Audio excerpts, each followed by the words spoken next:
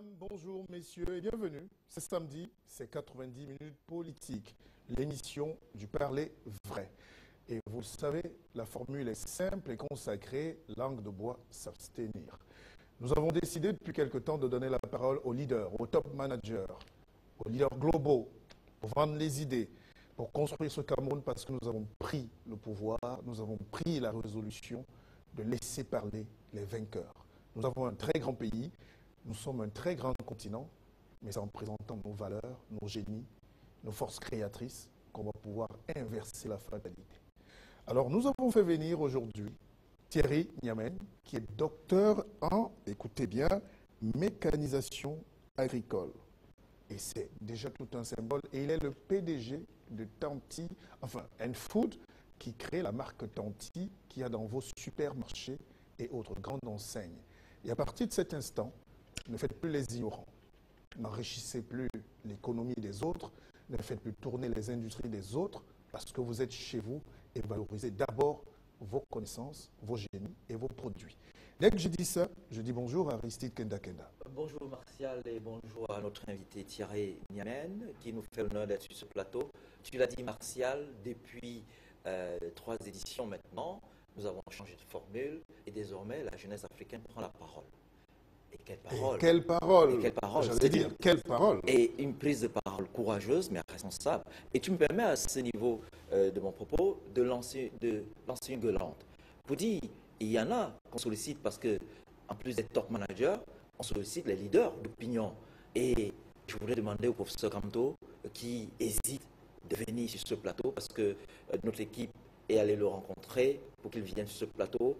Il ne dit ni oui ni non, mais vous savez... Mais bien au contraire. Bien au contraire. Donc, ni oui ni non, mais bien au contraire. Et généralement, quand on décide de se jeter dans l'arène politique, il faut savoir que c'est une grande responsabilité. Et nous voulons donc faire de ce plateau un endroit d'exemplarité et de respectabilité. Donc, professeur Kamto, si vous m'écoutez, ou alors si vos partisans m'écoutent, venez sur ce plateau, ne fuyez pas.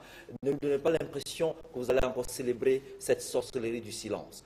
C'est maintenant qu'il faut agir. Agir aujourd'hui pour demain, parce que demain, c'est aujourd'hui. C'est pour ça que je vous dis, Thierry, stand up, parce qu'il faut agir aujourd'hui pour demain. Thierry Niamen, bonjour. Bonjour, bonjour Martial, bonjour Aristide et bonjour à tous vos téléspectateurs. C'est un honneur pour moi, c'est un privilège. Je me suis demandé, sûrement je ne savais pas encore comme il le fallait pour pouvoir mériter d'être sur un plateau à Canal 2. Il faut dire que c'est la première fois que vous êtes à Canal 2. Vous, avec tout ce parcours, vous, le créateur, vous, l'industriel, c'est quand même curieux. Mais c'est fait. Non, je fais partie de la génération des jeunes je fais partie des gens qui ne sont pas pressés. Je sais qu'il y a le temps. Parce que toute puissance humaine est un composé de temps et de patience. Donc je dois travailler dur, je dois avancer, je dois lutter, et je dois creuser mon parcours de façon à ce que des énergies positives se rencontrent et qu'on dise un jour, monsieur, vous êtes la bienvenue. Je suis très honoré. C'est surtout ça la magie de Canal 2 et surtout le programme 90 politique et le génie de son concepteur Martial, parce que justement l'Afrique a besoin d'exemples. Et nous nous sommes rendus compte que justement culturellement les gens préfèrent se planquer de peur qu'on ne crée à l'opportunisme alors qu'ils réalisent de belles choses.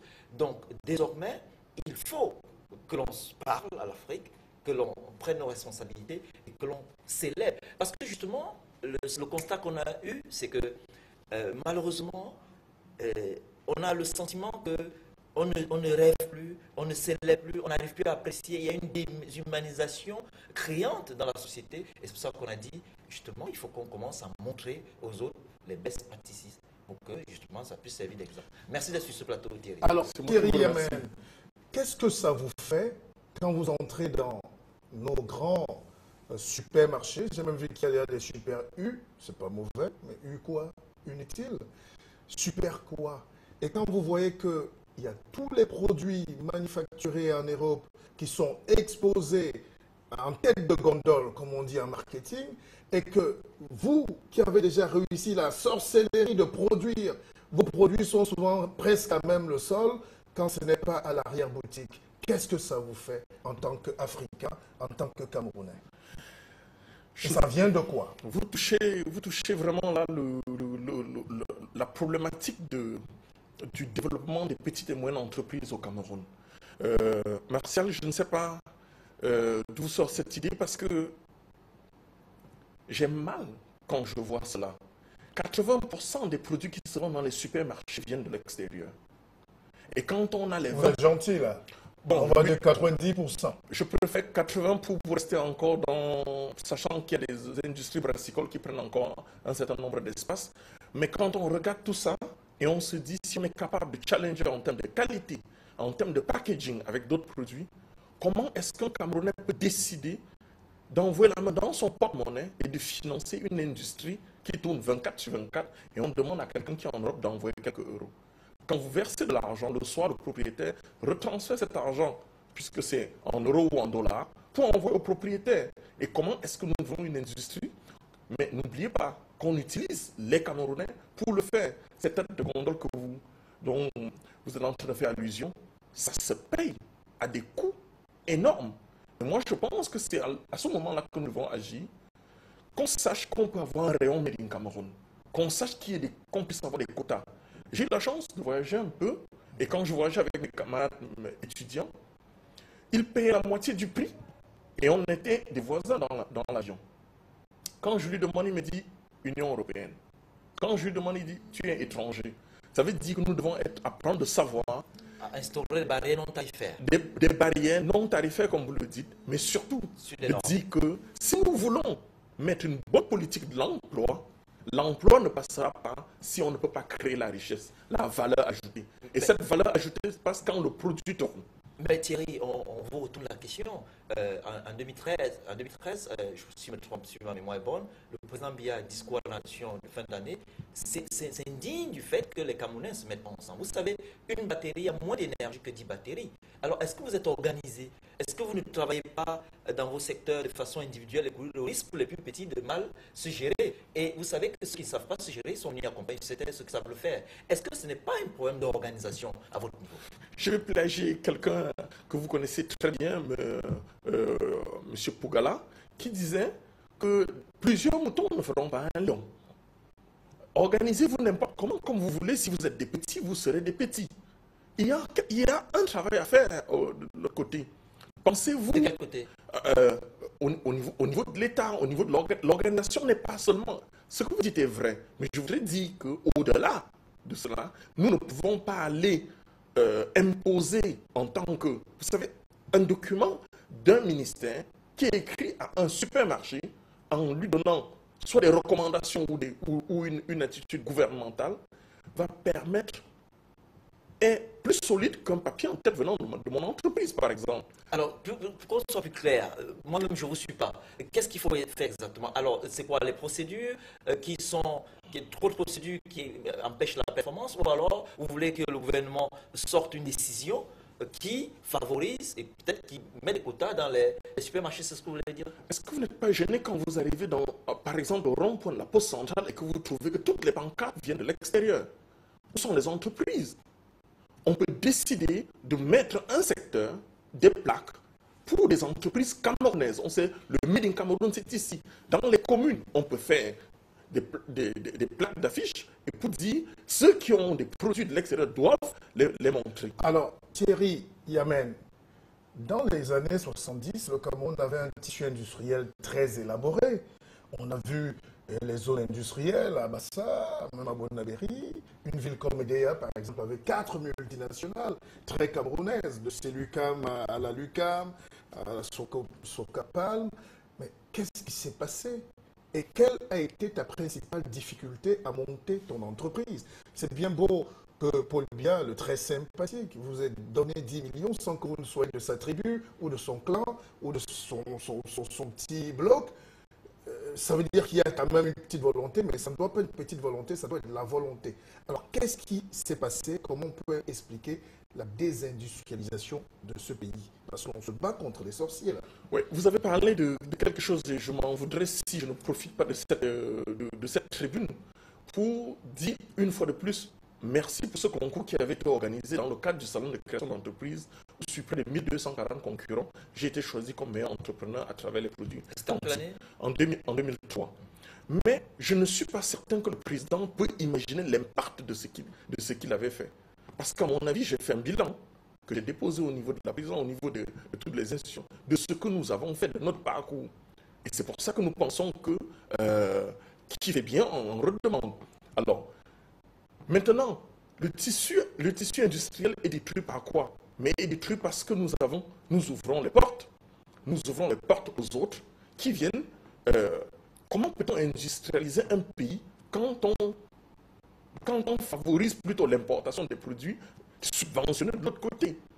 Je vous donne juste une idée pour que vous puissiez comprendre. Pour produire 1 litre de lait en poudre,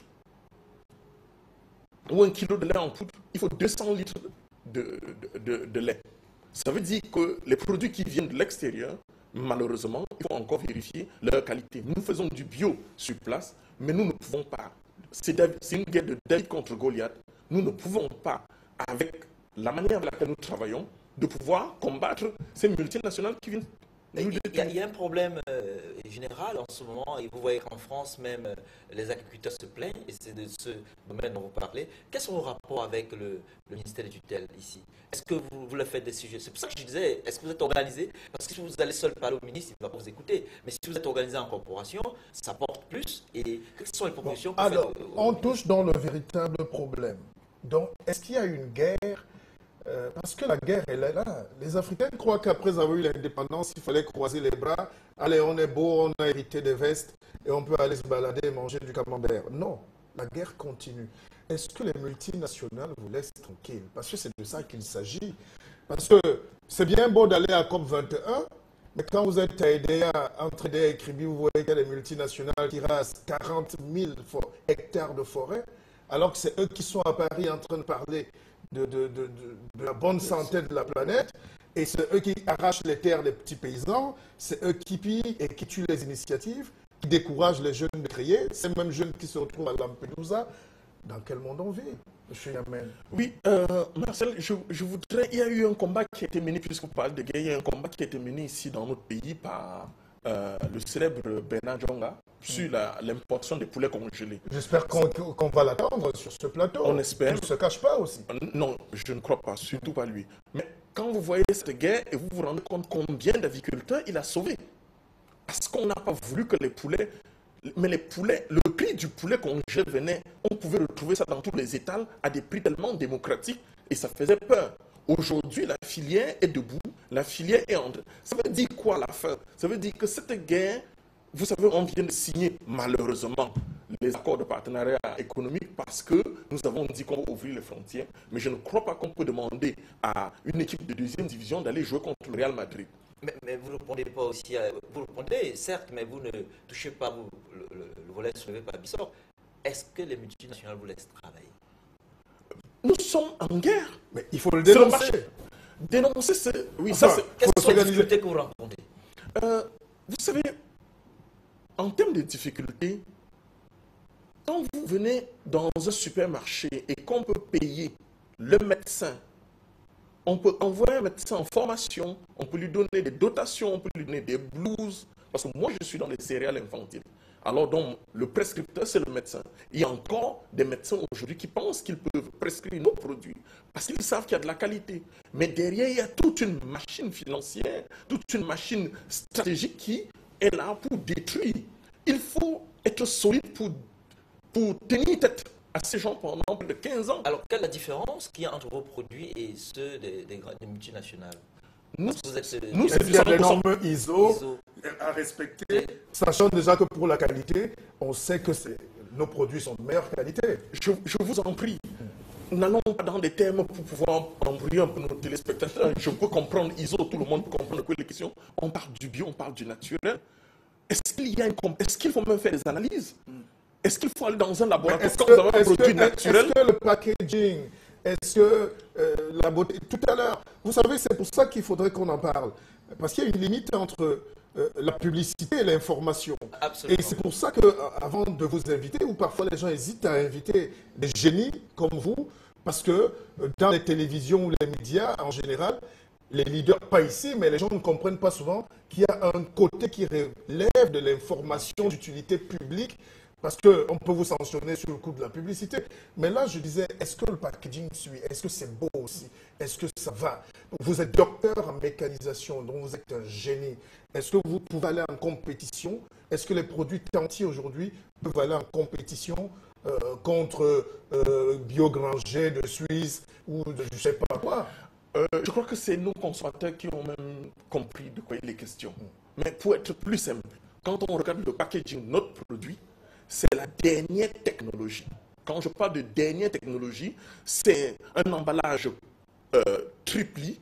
D'abord, c'est la hectochromie, donc 8 couleurs. En termes de visibilité, le produit répond aux normes internationales. De conservation. De conservation, le rapport qualité-prix. Mais comme vous avez dit, si pendant qu'on vous devez être... quand vous êtes placé en supermarché, on est obligé de vous remettre au bas de l'étalage parce que le niveau supérieur doit être payé à 200 000, 50 000 francs par supermarché. Si vous avez une cinquantaine de supermarchés, je préfère faire la multiplication. Alors, oui, Au-delà du packaging, il y a le contenant. Non, le contenu, parce que le packaging, c'est le contenant.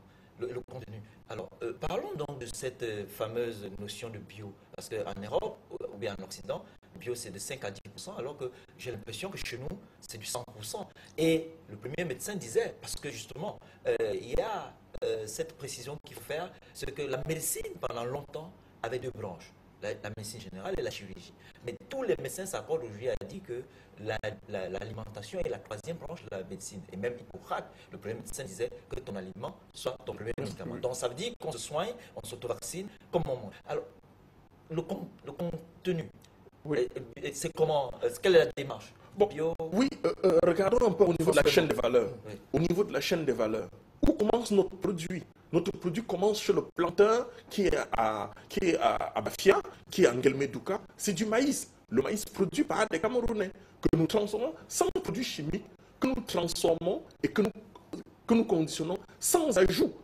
C'est du soja, c'est les arachides de chez nous. Donc c'est chaque fois que vous envoyez la main et que vous prenez un produit Tanti, ça veut dire que vous avez automatiquement derrière vous toute cette chaîne de personnes que vous soutenez. L'emploi ne se fera pas si nous allons financer ailleurs. Nous allons travailler uniquement si nous allons avancer, si nous nous rendons compte que, parce que le maïs, pour qu'il quitte Ebebda pour Yaoundé, il y a un transporteur qui est un Camerounais, il y a un vendeur qui est un Camerounais, il y a les taxes, tout ça, ça reste chez nous. Et c'est là-bas qu'il faut comprendre. Moi, je pense qu'on pouvait même créer la semaine du consommé local. Il y a des concepts qu'il faudrait mettre pour que... Il faut changer de paradigme. Oui, mais on sait bien comment ça se passe. Vous me permettez juste de rappeler qu'évidemment, cette émission est largement relayée sur les réseaux sociaux. Vous pouvez aller sur ma page personnelle, Martial Bissok, officielle, ou sur la page de l'émission 90 minutes politique. Échanger, vous êtes, Dieu merci, encore plus nombreux. On franchit la barre de 500 000 suiveurs, followers qui participent et qui échangent à travers le monde. C'était juste une précision. Alors maintenant, Thierry Amen, on sait bien que pour monter une industrie au Cameroun, il ne faut pas une aide sporadique du chef de l'État, mais il faut un ensemble de systèmes. C'est-à-dire que le ministère des PME, s'il existe, on accompagne, ou que le ministère de l'Industrie, ou je ne sais pas, se mette en synergie. Mais quand on sait qu'au Cameroun, tous ces blocs-là ne se parlent même pas souvent, enfin peut-être sauf quand il y a les caméras, on sait qu'il y a une bonne trentaine de ministres au Cameroun qui ne se saluent pas, alors qu'ils ont des ministères parfois qui se touchent. Et comment on fait pour surmonter ça, pour faire avancer le dossier, ajouter à notre mauvais cœur national et notre lenteur historique? Comment on fait? Parce que quand on est industriel, c'est la norme, ça va vite, c'est la production, donc il faut qu'un papier entre là-bas, ça ressort. Comment vous faites, vous, pour vous en sortir en tant que jeune créateur? Oui, il serait important de signaler quelque chose ici. Ce serait très malhonnête de ne pas parler du ministère de PME, mon ministère de tutelle, qui, à travers le programme d'appui à la création d'entreprises, un programme qui est dans le ministère, nous a soutenus. Très important de le signaler ici. Bon. Non, vous avez le droit. Hein. Oui, bien sûr. Nous, on pose juste la question. Non. Parce qu'entre ce que vous dites et ce qui se passe dans les ministères, il y a toujours une femme du village très zélée qui est en train de se maquiller quand il faut faire passer un dossier, et ça fait perdre du temps. Je suis un bénéficiaire de ce programme et c'est pour cela que je peux en parler. Alors, mais tout ne peut pas s'arrêter sur Tanti, ou alors il faudrait que ce soit il faudrait que nous puissions savoir qu'il faudrait des centaines de Tanti dans le Cameroun pour que le Cameroun bouge. Et vous soulevez quelque chose qui est très important au niveau de la cohésion entre les ministères. Quand vous avez des gens d'administration qui peuvent se retrouver dans vos installations et vous tenir un langage à la limite, je préfère m'abstenir ici. Mais dites un peu tribaliste. Non, pas tribaliste, je dis ordurier, parce qu'à un moment, on a l'impression que si vous n'êtes pas à la fonction publique, alors vous avez échoué. Alors pour moi, c'est plutôt le contraire. Moi, je pense qu'il faudrait qu'on crée des entreprises qui aient de la valeur ajoutée pour créer des emplois et il faut protéger le créateur de richesse. Moi, je pense que les gendarmes, les gendarmes qui sont derrière nos autorités devraient changer de lieu, de se retrouver derrière les créateurs de richesse parce que chaque personne que vous recrutez, vous avez 10 personnes derrière qui sont nourries. Moi, je pense que puisqu'on est sur le débat au niveau de l'industrialisation du pays, qu'est-ce qui se passe? Il faut arrêter de mystifier le nom industrie. Parce que chez nous, dès qu'on parle d'industrie, c'est milliards. Ne dites même pas que vous m'avez invité ici. Mais on vous dira que que je marche, que je tire lourd. Parce que pour peu que vous passez d'un maïs cru à un maïs préparé, on a l'impression que vous avez... C'est déjà l'industrie. Alors que la réalité, quelle est la réalité alors? La réalité, c'est qu'il faudrait qu'on dise à nos jeunes que c'est possible. Il faut changer de perception. Il faut changer de paradigme. Il faut regarder autrement. Dès que vous parlez à un jeune de se mettre à son propre compte, la première chose qu'il vous brandit, c'est l'argent. Et moi, je pense que l'argent vient bien après. C'est une idée, c'est une conviction, c'est la rage de vaincre qu'on met devant, c'est une discipline de vie. Et maintenant, on peut fédérer autour de soi des personnes positives capables d'accompagner. Et même à ce moment, quand une administration ne veut pas vous accompagner, vous sentez qu'on vous tient. Quand j'entre au ministère des PME aujourd'hui, je peux vous assurer, c'est une joie énorme de savoir qu'on peut avoir un élément sur qui on peut compter pour pouvoir avancer. Thierry, quelles sont les difficultés que vous avez rencontrées? Puisqu'on vous a posé la question. Les difficultés sont énormes. La première difficulté dans notre pays, c'est d'abord la ressource humaine. Comment trouver... Donc, il y a une question d'amélioration de l'employabilité. De l'employabilité, c'est-à-dire que la vous êtes formation... enseignant, Thierry, j'ai encore vu les vidéos. Techniquement, on aurait dû les montrer, mais on ne peut pas parce que le temps... mais vous donnez beaucoup de conférences. Vous étiez à une université de génie industriel oui. Et vous avez parlé à des jeunes comme s'ils étaient en extase en vous suivant, en vous écoutant.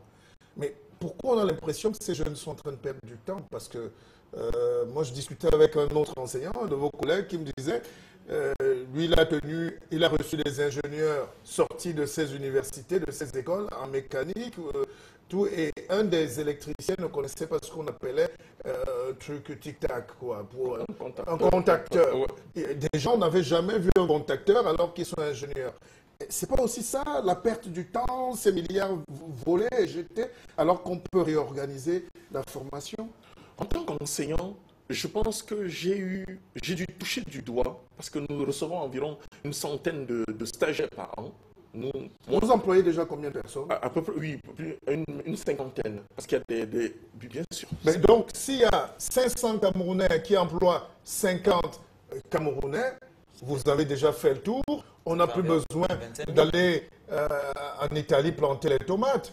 Mais, tenez, quand on annonce, par exemple, le recrutement de 1500 à la fonction publique, si vous prenez l'argent, vous multipliez par 10 ans. Et vous transformez cela en remettant à des jeunes capables de créer, pas à tous les jeunes, aux jeunes capables de créer, je vous assure que ces 1500 personnes d'entre eux ne créeront un emploi dans 10 ans. Mais si vous donnez cela à 50 jeunes, ils vont créer des entreprises et ils vont avoir derrière eux une dizaine de personnes. Et je vous assure, comme l'arbre des partis, nous aurons de l'emploi. L'État ne peut plus tout faire. Et alors quand Thierry, je ne vous coupe pas. Vous soulignez un problème très important. Madame Sankara est au Cameroun. C'est pas anodin. Elle a été invitée par Pondi, hein, voilà, qui a commis un bel ouvrage sur Sankara. Et Sankara avait déjà dit cette petite phrase, on l'a lu hier dans le livre, qu'il faut déjà mener une guerre contre les fonctionnaires. Enfin, c'est-à-dire, il faut démonter le système colonial de fonctionnariat qu'on nous a imposé. Est-ce que ce n'est pas ça qui nous tue? Parce que même ces jeunes aujourd'hui, en 2016, qui préfèrent se mentir à eux-mêmes et à leurs parents et à leurs épouses, et qui sont dans les bureaux, parce qu'ils sont dans les 25 000, juste pour voler les timbres, alors que cette énergie, cette force créatrice, cet argent, c'est ça que vous dites. C'est-à-dire qu'il faut mettre les gens directement sur le champ de travail. Effectivement, il y a un module de formation que je donne en conférence où je dis souvent qu'un salarié ne sera jamais riche.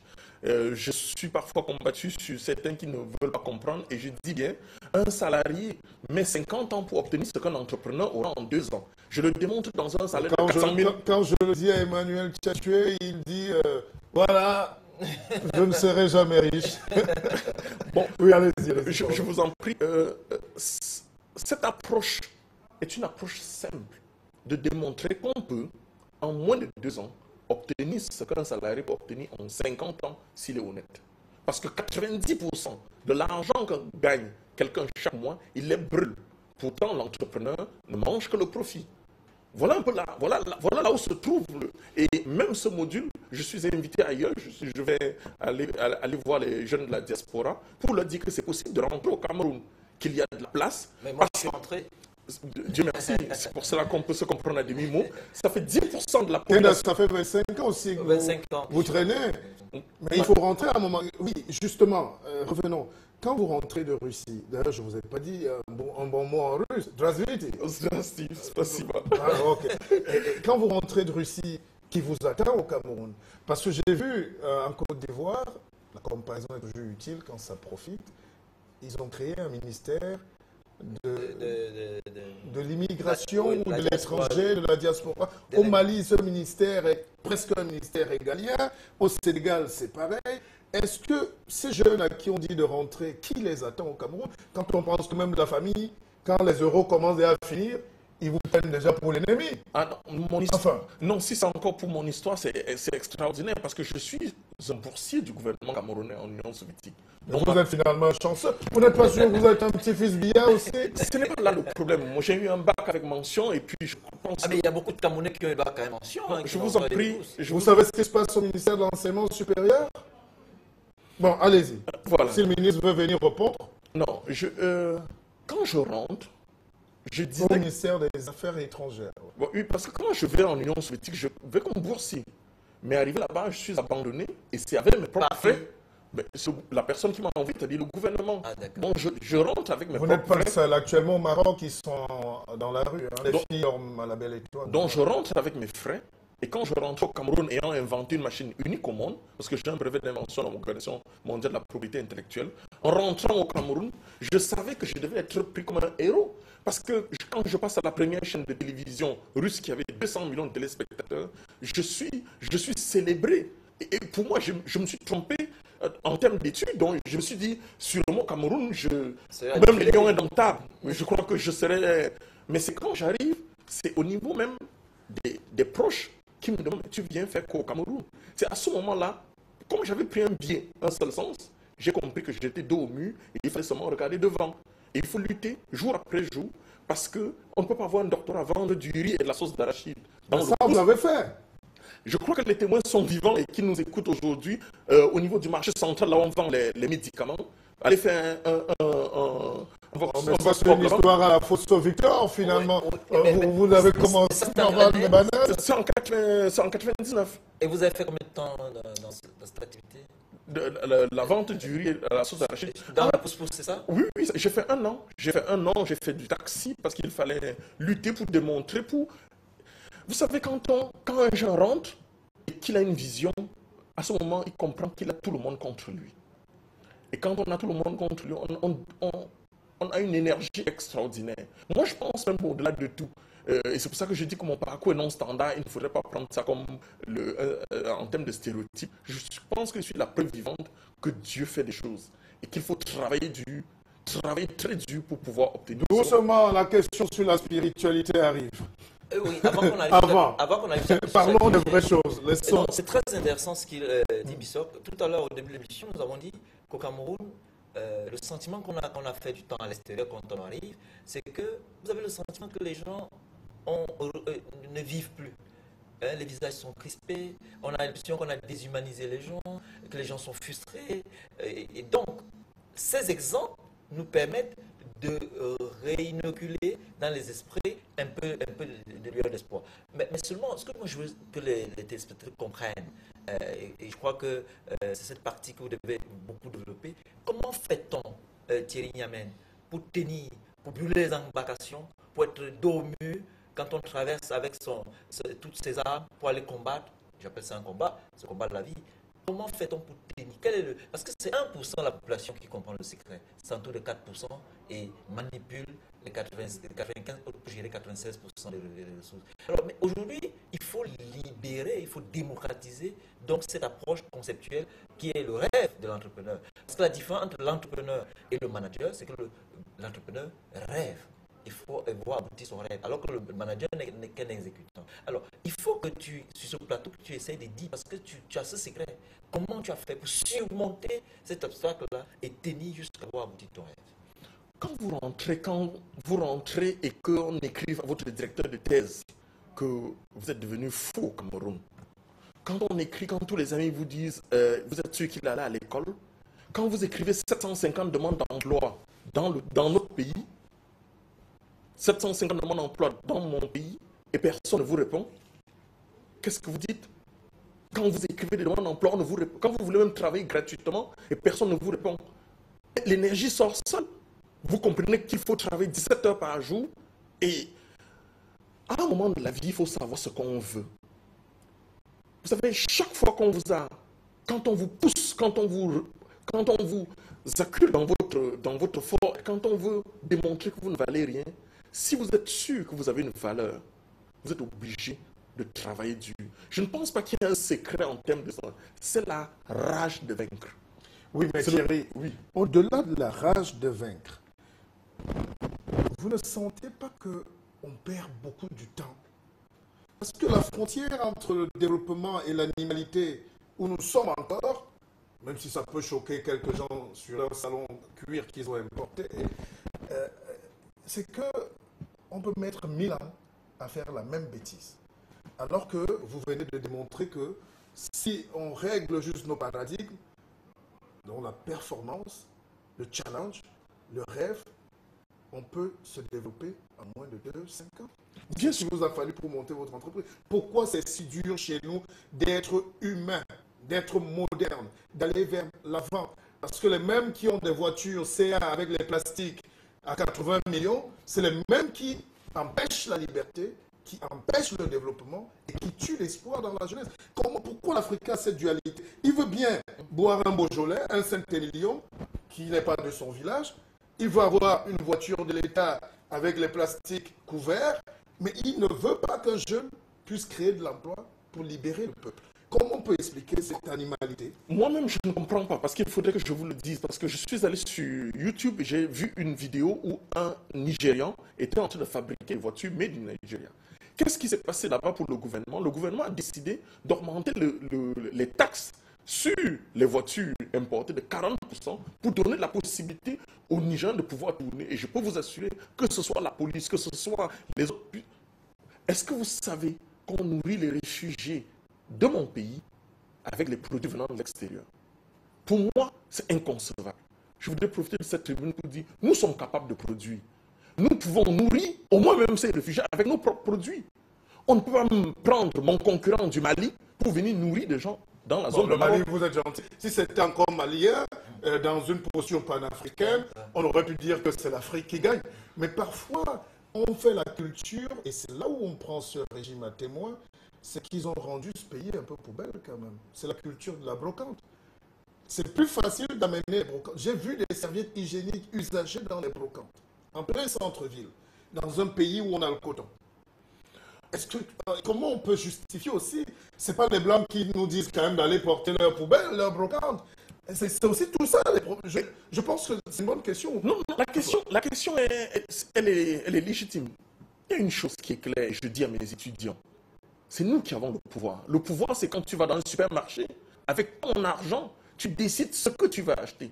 Vous avez parlé du nombre d'années. En combien d'années on a dit non au poulet congelé? Ça n'a pas pris 2-3 ans. Ça veut dire que nous pouvons faire la même chose avec tous les autres produits et vous allez voir les choses tourner. Moi, je ne peux pas, quand je n'achète un produit de l'extérieur, que quand je n'ai pas la possibilité de prendre un produit médical. J'étais à Malabo, parmi mes petites rencontres, souvent au sommet de l'État, on était en train de déjeuner et il y avait un ministre béninois. Je lui dis, ah, ça c'est du poulet congelé.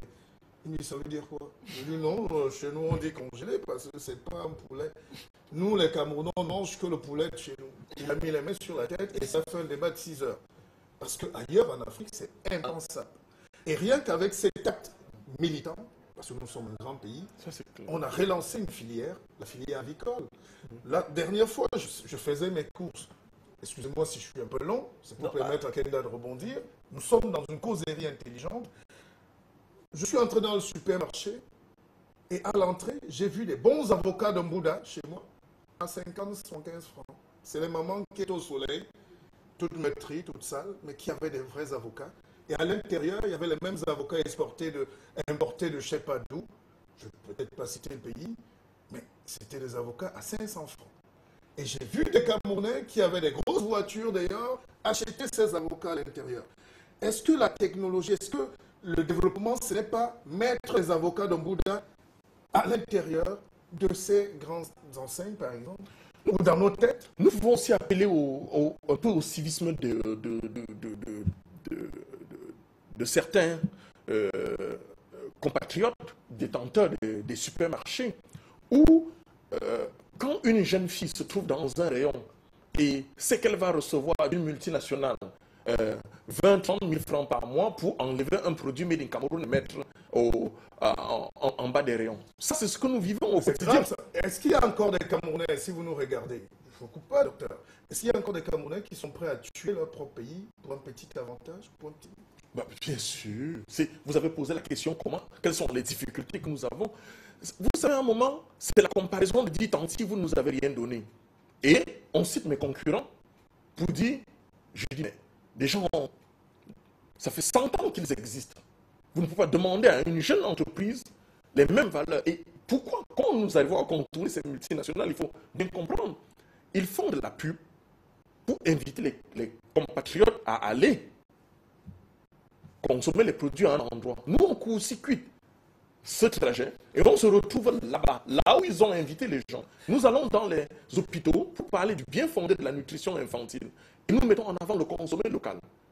Et nous pouvons préparer nos bouillies qu'on sert aux mamans qui sont très satisfaits. Et je peux vous assurer, j'ai eu une dame qui sera très contente de voir cette émission parce qu'elle dit, quand elle a appelé un de ses amis médecins au Cameroun, quand il a pris notre produit, il a lu la composition, chaque année quand il vient, il prend les produits au Cameroun et il nourrit sa famille en Belgique avec ces produits. Moi, je suis très ravi. Alors Thierry, puisqu'on parle d'alimentation, vous savez, il y a 3 éléments hypostatiques. Il y a l'alimentation, justement, la santé, et puis la spiritualité.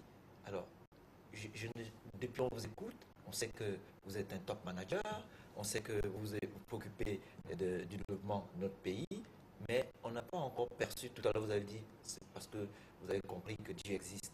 Vous, comment vous percevez la notion de Dieu? Je suis chrétien de l'Église évangélique du Cameroun. Mon parcours, pour tous ceux qui m'ont vu de l'église à Tamja, là où j'étais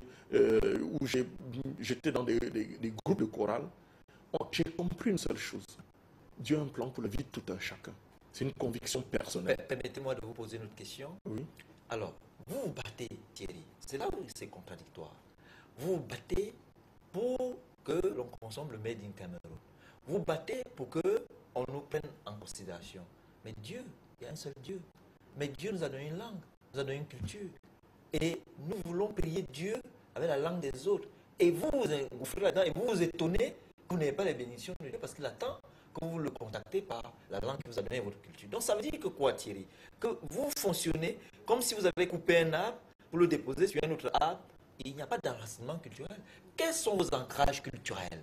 Parce que spirituellement, les autres ne peuvent pas venir nous apprendre de Dieu. Et on respecte ce qu'ils font. On n'est pas contre. Mais comment vous pouvez venir sur ce bateau dire avec fierté, oui, je suis de l'église, alors qu'en réalité, vous refusez? Donc, acceptez donc que tous les produits viennent dehors. Vous êtes contradictoire. Je crois que ce que vous dites est assez pertinent, mais il faudrait qu'on resitue les choses dans le contexte. Il y a un héritage quand vous sortez d'une famille.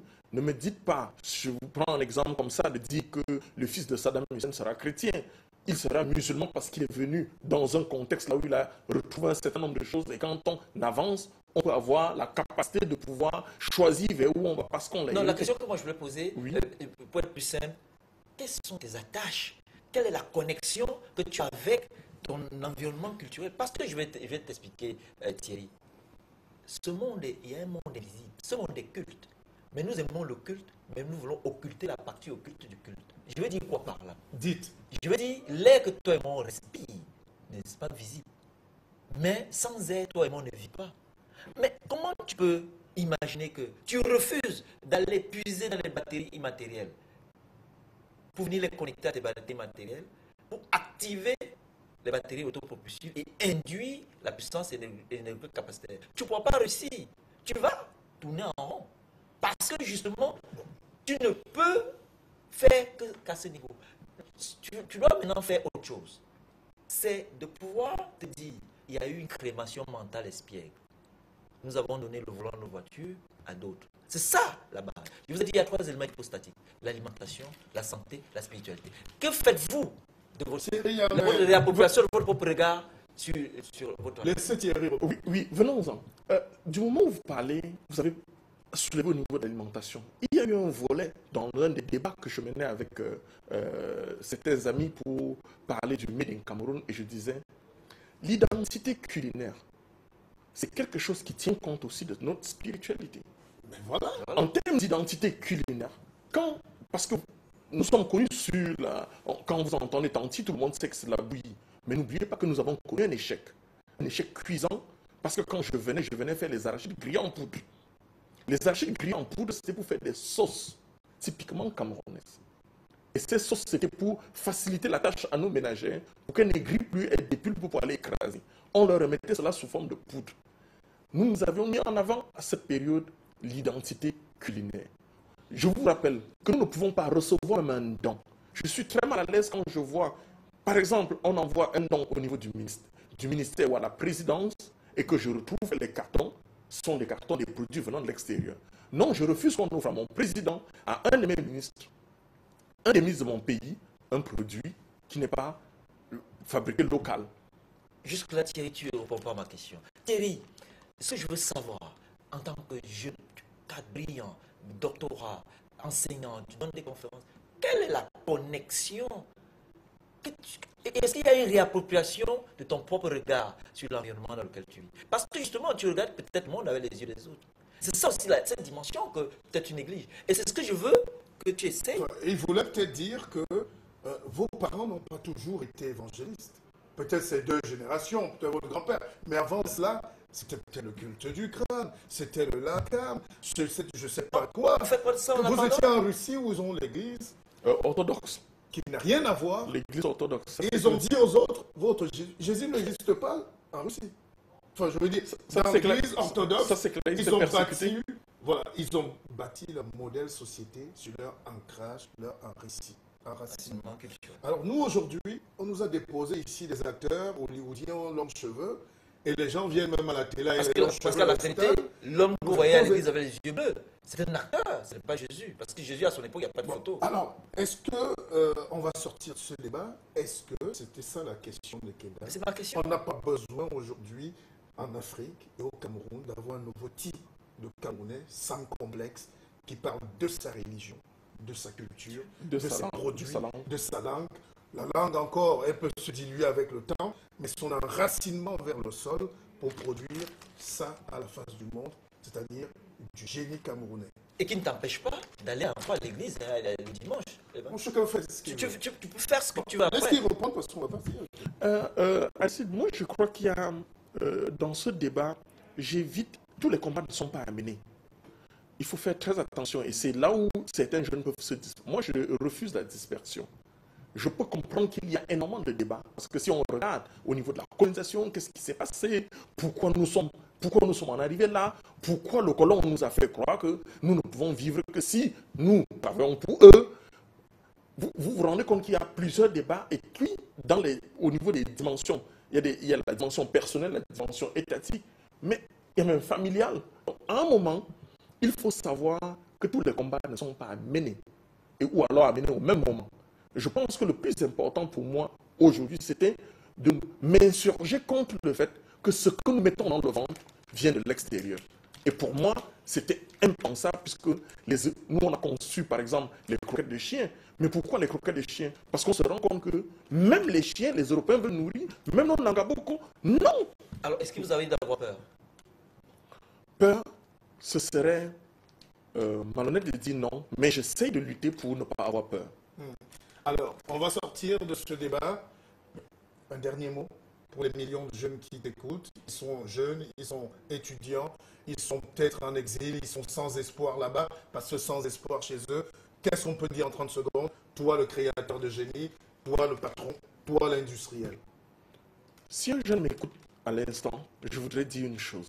Le pouvoir, c'est dans nos poches. C'est nous qui décidons qui doit se développer ou pas. Quand vous prenez votre argent et que vous mettez sur un produit importé, vous demandez aux usines de tourner là-bas et vous demandez à vos grands-parents de souffrir ici. L'emploi, c'est quand on a consommé local. Alors, merci. Vous avez compris le message. Une autre Afrique est possible. Un autre Cameroun est possible avec ceux qui créent, ceux qui inventent, ceux qui proposent, ceux qui donnent de la plus-value, ceux qui apportent de la richesse. Bon, après, le débat est terminé. Vous pouvez remuer peut-être plus les ménages, mais remuer ce que vous savez mieux faire. Mais je ne sortirai pas sans vous présenter l'ingéniosité camerounaise. Et dans ce programme, nous avons décidé de donner la parole à tous ces jeunes Camerounais qui créent. Le PDG de Enfood était avec nous, créateur de Tanti, Thierry Niamen, docteur, et puis Aristide Kenda, merci. Merci. De vous faire violence de venir chaque semaine de Yaoundé, c'est pas évident. Mais je serai toujours là parce que c'est très important de pouvoir s'engager pour l'Afrique, surtout pour la jeunesse africaine. Et je voulais te remercier infiniment, Thierry, d'être venu parce qu'il y en a qui nous fuient. Et je demande à ceux qui nous fuient de ne pas fuir. C'est ici que ça se passe. Et désormais, ça va nous permettre donc de faire progresser notre continent. Avec la prétention qui va avec. Et quelqu'un disait, when they talk about competitivity, there is no place for the modesty. Je pense que j'ai bien dit. Bon samedi.